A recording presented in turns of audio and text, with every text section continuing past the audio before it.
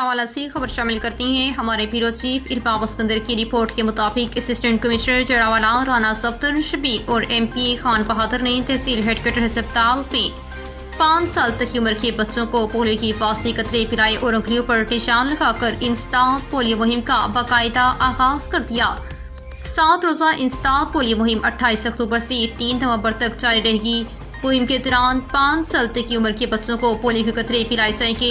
اس موقع پر assistant commissioner جڑاوالا Rana Safdar Shabbir نے کہا کہ وطن عزیز کو پولیو فری بنانا ترجیح ہے۔ بار بار مہم کو دہرانے کا مقصد اس وائرس کا یکسر خاتمہ کرنا ہے۔ والدین اپنے 5 سال تک کی عمر کے بچوں کو پولیو کے قطرے لازمی پلوائیں۔ Polio workers bus stand, wagon stand, railway station, parks, دیگر جگہوں پر اپنے فرائض سر انجام دے رہے ہیں۔